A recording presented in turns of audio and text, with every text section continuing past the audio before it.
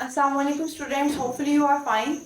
आज की इस वीडियो में मैं आप लोगों को बताऊंगी कि आप लोग मैट्रिक के बाद कौन सी फील्ड चूज कर सकते हैं और उसके आगे क्या बेनिफिट्स हैं etc और सबसे पहले तो कौन सा सब्जेक्ट बेटर है ये बताऊंगी। अगर आपने मैट्रिक आर्ट्स के साथ किया है तो आप जस्ट ये वाले सब्जेक्ट चूज कर सकते हैं, लेकिन अगर आपने साइंस के साथ किया है ना तो आप साइंस के सारे और आर्ट्स के सारे इन सब में से कोई भी चूज कर सकते हैं।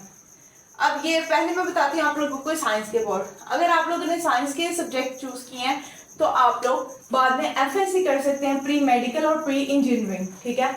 और मेडिकल की फील्ड में जाने के बाद आप लोग इसमें मतलब इंटर के बाद आप लोग किसी भी मेडिकल की फील्ड में बीएस कर सकते हैं और एक अच्छी जॉब मिल सकती है टीचिंग की, किसी अच्छी यूनिवर्सिटी में, किसी कॉलेज में। वो तो बेसिकली अगर आप किसी भी सब्जेक्ट में बीएस वगैरह करते हैं और एमफिल वगैरह करते हैं तो आपको बहुत अच्छी जॉब मिल जाती है टीचिंग की बीएस।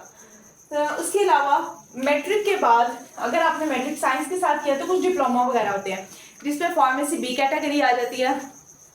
इसमें ये होता है कि एक फार्मेसी डी होती है, एक फार्मेसी बी होती है। फार्मेसी बी के बाद आप लोग अपना मेडिकल स्टोर ओपन कर सकते हैं और आप किसी भी हॉस्पिटल में अच्छी जॉब के लिए भी अप्लाई कर सकते हैं। और ये बेसिकली 2 साल का डिप्लोमा होता है। इसके अलावा ओटी वगैरह होता है, ऑपरेशन थिएटर का डिप्लोमा, वो भी बेसिकली 2 साल का होता है और आप लोग उसमें भी बहुत अच्छी जॉब हासिल कर सकते हैं।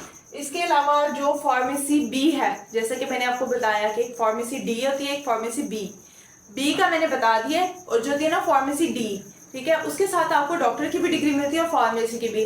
फार्मेसी आप उसके साथ बना सकते हैं उसकी डिग्री के साथ। फार्मेसी बी के साथ आप लोग मेडिकल स्टोर ओपन कर सकते हैं और उसके साथ एक फार्मेसी। इन दोनों में फर्क होता है। बेसिकली फार्मेसी में वो मेडिसिन भी होती हैं जो कि मेडिकल स्टोर में नहीं होती।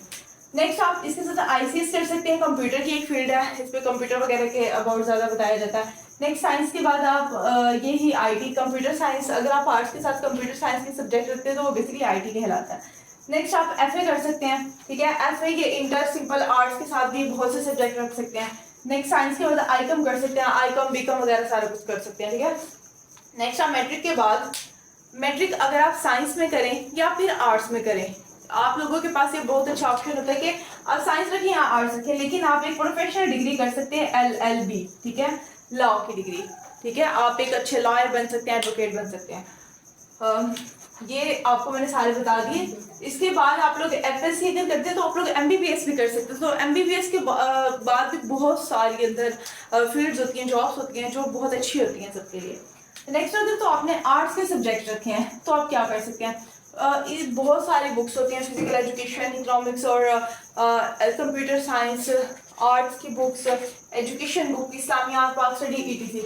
आर्ट्स के बाद आप आर्ट्स करने के बाद आप आईसीएस और ये डिप्लोमा एफएससी ये इनमें से कुछ भी नहीं कर सकते। आप मेडिकल का कोई सब्जेक्ट नहीं रख सकते। आर्ट्स रखने के बाद आप मेडिकल में नहीं जा सकते, लेकिन आप साइंस रखने के बाद आर्ट्स में आ सकते हैं। सो आर्ट्स करने के बाद आप मैट्रिक में अगर आपने आर्ट्स पढ़ी है तो आप आईकॉम भी कर सकते हैं। तो इंटर में आप लोग सब्जेक्ट चूज कर सकते हैं। फिजिकल एजुकेशन में हमें बहुत कुछ सिखाया जाता है, स्पोर्ट्स के रिलेटेड बहुत सी चीज़ें होती है, बहुत सी गेम्स वगैरह होती है। हम इसके बाद किसी कोई गेम वगैरह करके नेशनल इंटरनेशनल तक भी खेल सकते हैं। इसके अलावा इसमें हमें बताया जाता है कि फॉर एग्जांपल अगर हमारा बाजू वगैरह फ्रैक्चर हो गया तो इसको हम कैसे ठीक करें, फर्स्ट एड वगैरह सारा कुछ देना तरीका वगैरह सिखाया जाता है इसमें।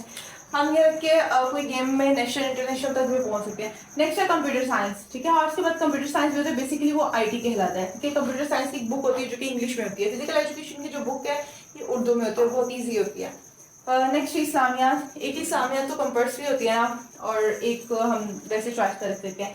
नेक्स्ट एजुकेशन, फिजिकल एजुकेशन और एजुकेशन में बहुत ज़्यादा फर्क है। फिजिकल एजुकेशन की स्पोर्ट्स वगैरह के रिलेटेड होती है और एजुकेशन में इल्म तालीम, इसमें हमें एजुकेशन के बारे बताया जाता है कि एजुकेशन मतलब तालीम कितनी ज़रूरी है, बच्चों की परवरिश वगैरह के बारे बताया जाता है, ये सारा कुछ इसमें होता है। नेक्स्ट एलएलबी तो मैंने आप लोगों को बताया, लेकिन एलएलबी करने से पहले एक टेस्ट दिया जाता है, लैब टेस्ट। वैसे तो एफएससी मेडिकल में जाने के लिए भी चीज़ टेस्ट वगैरह दिए जाते हैं, लेकिन खैर वो बाद की बातें हैं। अभी आप लोग इंटर के लिए चूज़ करें, वो इंटर के बाद की बातें हैं।